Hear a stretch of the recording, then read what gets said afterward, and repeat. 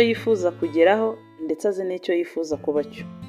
Ni ukuvuga ko afite indoto, yandika cyangwa se agenzura uko indoto ze azigeraho umunsi ku munsi, akareba ngo iki cyakunze, iki nticyakunze, ndakosora iki, ndongera iki.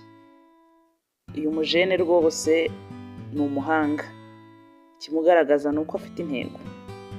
Ikindi, amenya gukoresha umwanya we neza, ni ukuvuga ngo igihe cye ntabwo gipfa ubusa. Ubundi umuhanga ahora azi ko igihe cyo ari cyo mutungo wa mbere kandi ukomeye. Ntafata umwanya we munini kuri za social media, ntafata umwanya we munini aganira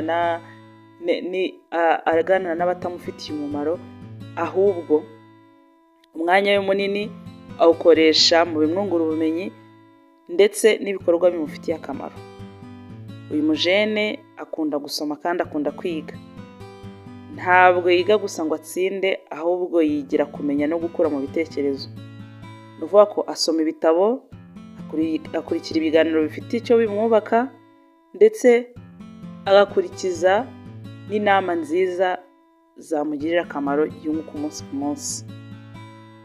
Ikindi, uyu mujene afata inshingano atari uko bitegetswe. Ntategereza gutegekwa kugira ngo akore. Niba ari mu rugo aribwiriza, niba ari ku ishuri aritanga, niba ari mu itsinda azana ibitekerezo aho abandi bazana ibibazo. Ni ukuvuga ngo we ahora imbere, agira positivity. Ikindi, afite imyitwarire myiza. Uyu mujene imyitwarire myiza ye igaragazwa n'uko avuga neza, n'uko afite indangagaciro, n'uko yubaha abandi atitaye ku myaka yabo, atitaye ku bukire cyangwa se ngo yite kuko basa. Ni ukuvuga ngo imico ye niyo nkingi y'ubuhanga burambye. Ikindi, uyu mujene ashobora gutekereza no gutanga ibitekerezo by'ingirakamaro. Umuhanga si uwigira bucece gusa, yumva ikintu cyagirira abandi akamaro akigumane.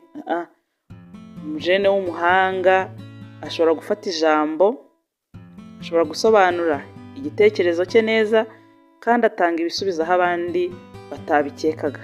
Ni ukuvuga ngo we aritanga mu bintu bigendanye rwose n'ibitekerezo, agaragaza we uko yiyumva kandi kwiza. Ikindi, uyu mujene yikemurira ibibazo aho kubitindaho.